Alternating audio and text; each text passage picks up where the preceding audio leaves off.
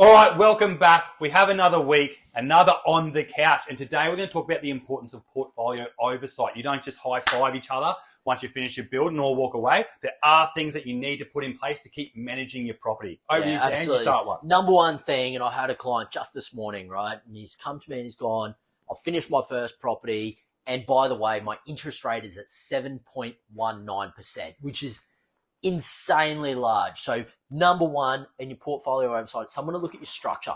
Is it set correctly for the next step in your portfolio? Are you taking the right steps? Are you getting the right rate? Have you got great valuations? All of those factor into your planning. Yeah, absolutely. Another one's insurances, Absolutely. right? One always comes across my desk. People who go, all right, so I've got my insurance, but in 12 months' time, the company sent me an email, hey, your premium's going up $15, oh, I don't know, whatever, and off it goes.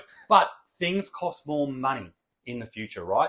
What you built today will probably be another 10, 15% in a few years' time. So you've got to make sure that the premium and what you're actually covering is substantial enough to cover your property if something does happen. There's no point having, oh, mate, my premiums are $70 a month and it covers $250,000 when it costs $350,000 to build your property. That's a complete fuck up if you do that. Absolutely right. Another one is when lease renewals come around, right?